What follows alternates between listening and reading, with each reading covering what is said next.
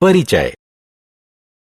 रश्मि ने एक रेस्टोरेंट से 2 पिज्जा खरीदे। प्रत्येक पिज्जा 6 टुकड़ों में कटा हुआ था, इसलिए उसके पास 12 टुकड़े थे। रश्मि को ये पिज्जा अपने 3 दोस्तों और खुद के बीच बांटना था। इसका अर्थ है कि वे कुल 4 दोस्त थे। पहले उसने अपने तीनों दोस्तों और खुद को 2-2 टुकड़े दिए। उसके पास अभी भी 4 टुकड़े बच गए।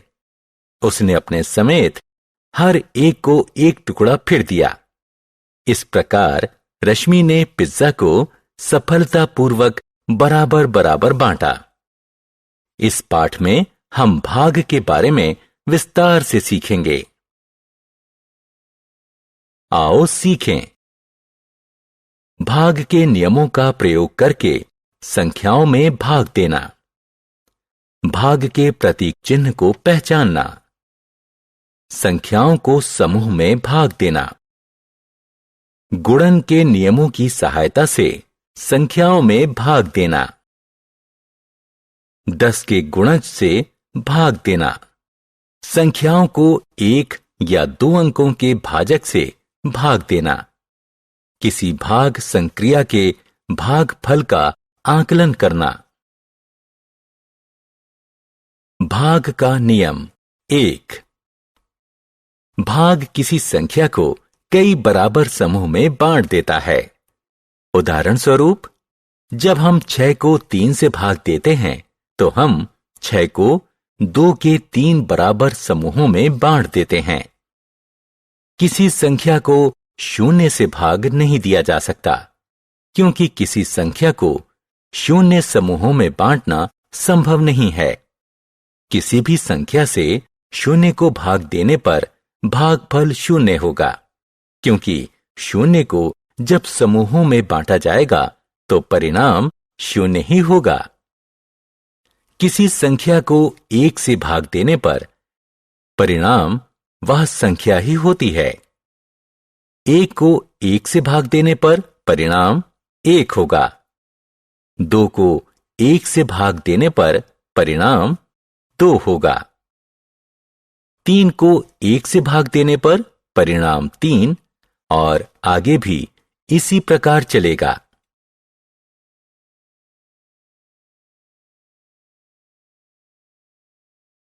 भाग का नियम 2। आइए 2 और 3 के भाग के नियम सीखें। 2 को 2 से भाग देने पर परिणाम 1 होगा। 12 को 2 से भाग देने पर परिणाम 6 होगा। इसी प्रकार 6 में 3 से भाग देने पर परिणाम 2 होगा। अब आइए 4, 5 और 6 के भाग के नियम देखें। 4 को 4 से भाग देने पर परिणाम 1 होगा। 20 को 4 से भाग देने पर परिणाम 5 होगा। 10 को 5 से भाग देने पर परिणाम 2 होगा। इसी प्रकार 18 में 6 से भाग देने पर परिणाम 3 होगा। अब 7, 8 और 9 के भाग के नियम जानने का समय है। 21 को 7 से भाग देने पर परिणाम 3 होगा। 56 को 7 से भाग देने पर परिणाम 8 होगा। 64 को 8 से भाग देने पर परिणाम 8 होगा। 72 को 9 से भाग देने पर परिणाम 8 होगा।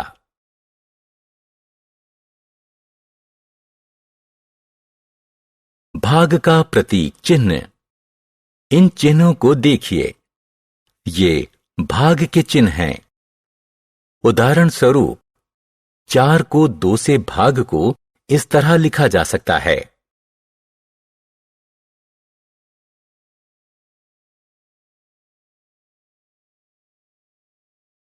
समूह बनाकर भाग। यहां 15 किताबें हैं। 5 किताबों को एक थैले में रखा जा सकता है। 15 किताबों को रखने के लिए कितने थैले चाहिए? 5-5 किताबों का समूह बना लो। 15 किताबों से ऐसे 3 समूह बनेंगे। अतः 15 किताबें रखने के लिए 3 थैलों की जरूरत पड़ेगी। यहां 20 सेब हैं। एक टोकरी में 4 सेब रखे जा सकते हैं। 20 सेब रखने के लिए कितनी टोकरियों की जरूरत पड़ेगी? 4-4 सेबों का समूह बनाइए।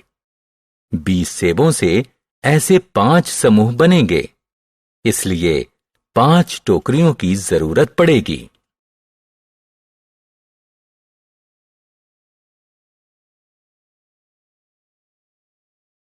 गुणन के नियमों के प्रयोग से भाग देना। आइए अब गुणन के नियमों के प्रयोग से भाग देना सीखें। 18 को 3 से भाग देंगे तो परिणाम क्या होगा? हम 18 को निम्नलिखित तरीके से भी लिख सकते हैं। 3 गुणा बराबर 18। हम जानते हैं कि 3 को 6 से गुणा करने पर गुणनफल 18 होगा। अतः 18 को 3 से भाग देंगे तो परिणाम 6 होगा। इसी तरह 22 को 2 से भाग को निम्नलिखित तरीके से लिखा जा सकता है। 2 गुणा बराबर 22। हम जानते हैं कि 2 का 11 से गुणा करने पर गुणनफल 22 होता है। इसलिए 22 को 2 से भाग देने पर परिणाम 11 होगा। 10 के गुणज से भाग। जिनकी संख्याओं का अंतिम अंक 0 होता है वो 10 की गुणज होती हैं। आइए 400 को 5 से भाग दें। 400 को 40 गुणा 10 लिखा जा सकता है। हम जानते हैं कि 40 को 5 से भाग देने पर परिणाम 8 होता है। अतः 40 गुणा 10 को 5 से भाग देने पर परिणाम 8 गुणा 10 या 80 होगा। इसी प्रकार आइए 6400 को 8 से भाग देने पर आने वाला परिणाम ज्ञात करें। 6400 को 64 गुणा 100 लिखा जा सकता है। 64 को 8 से भाग देने पर परिणाम 8 होगा। अतः 64 गुणा 100 को 8 से भाग देने पर परिणाम 8 गुणा 100 या 800 होगा। अब 647 को 10 से भाग दें। हम 10 का पहाड़ा याद करते हैं और ऐसी संख्या प्राप्त करते हैं जिसका 10 से गुणनफल 64 के पास हो। 10 गुणा 6 बराबर 60। 64 में 60 घटा दीजिए, परिणाम 4 बचेगा। 7 को नीचे लाइए, हमारे पास 47 हैं। 47 में से 40 घटा देने पर 7 प्राप्त हुआ। इस प्रकार शेष 7 बचा। अतः हम कह सकते हैं कि 647 को 10 से भाग देने पर शेष 7 बचता है।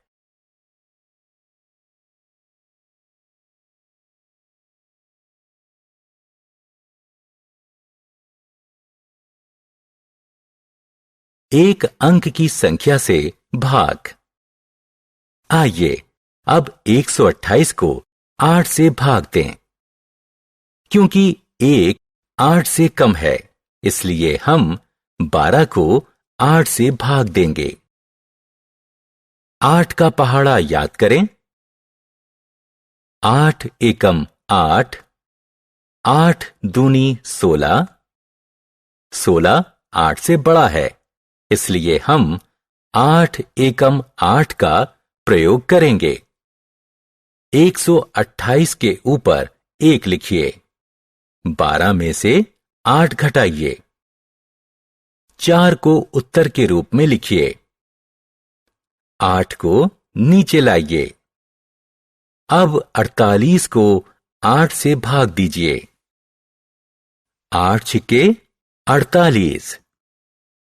128 के ऊपर 1 के आगे 6 लिखिए। 48 में से 48 घटाइए। उत्तर 0 है।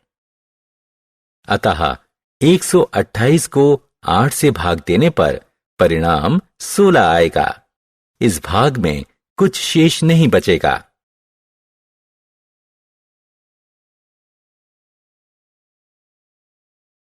दो अंकों की संख्या से भाग। 866 को 21 से भाग दीजिए। क्योंकि 8 21 से छोटा है, इसलिए 86 को 21 से भाग दीजिए। 21 गुणा 4 बराबर 84। 866 के ऊपर 4 लिखिए और 86 से 84 को घटा दीजिए।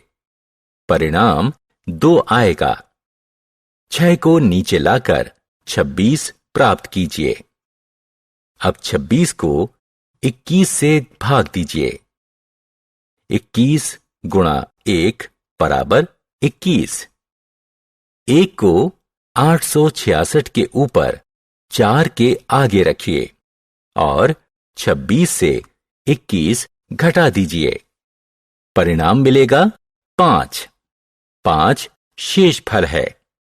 अतः 21 से 866 में पूरा भाग नहीं दिया जा सकता।